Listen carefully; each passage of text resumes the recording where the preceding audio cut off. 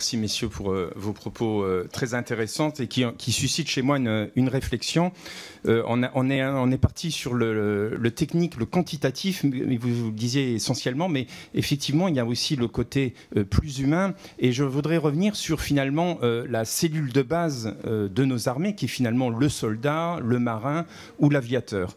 Parce que dans quel modèle d'armée on évoque bien entendu tout ce qui est technique et tout ce qui est matériel, mais finalement, comme le disait ici même lors des auditions, le général Bosser, il y a l'esprit guerrier par exemple, l'amiral Prazuc nous parlait, lui, de l'esprit d'équipage, le général Lecointre de la singularité militaire, et récemment encore le général Burka sur les normes. Ces normes qui finalement mettent notre soldat, notre aviateur et notre marin pris dans un étau entre finalement ces normes qui s'imposent à lui, la réglementation, le poids réglementaire et des administrations, et puis de l'autre côté, des cycles technologiques très courts où de plus en plus le matériel évolue, des boucles d'information très rapides, qui fait que finalement, le soldat à son échelle de base est amené à devoir prendre des décisions très rapidement,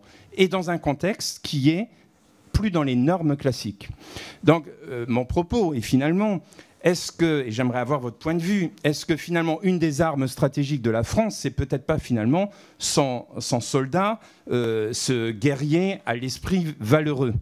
Et donc, est-ce que finalement, notre contexte actuel, et entre autres la singularité qui peut être parfois abîmée, on l'a bien vu dans certaines lois, on l'a vu lors de la loi de retraite, j'ai défendu la particularité de garder le mot de pension, mais pas de retraite pour les militaires, tous ces écueils peuvent-ils pas affaiblir finalement notre armée? Je vous remercie. Ce qui est le plus important, c'est qu'en réalité, on a des soldats qui sont bons, simplement, qui sont supérieurs à ceux qui sont en face. Et c'est le critère premier de tous les engagements. Il n'y a pas de corrélation quand on regarde les résultats. Dans l'immense majorité des cas, un camp écrase l'autre quand on regarde les combats. Et il n'y a pas de corrélation entre le nombre, ni même d'ailleurs le niveau technologique. Ce qui est important, c'est véritablement la qualité humaine. Donc on a des soldats qui sont bons, qui sont toujours aussi bons, qui sont bien formés, et qui, eux, n'hésitent pas à prendre des risques. Il n'y a aucun doute là-dessus. Et quand on regarde maintenant le bilan au niveau stratégique de ces opérations, on s'aperçoit que la faiblesse, elle ne vient pas souvent de l'échelon le plus bas, l'échelon tactique, on va dire, mais de l'échelon politique. Quand on a échoué, c'est parce qu'on avait de très mauvaise orientation stratégique dès le départ, ou alors on a eu un échelon politique qui, lui a eu peur de la mort, lui a eu peur des pertes. Pendant toute cette période, on a eu 4 journées au total. Depuis 1962, on a 4 journées où on a eu plus de 10 soldats qui sont tombés dans une seule journée.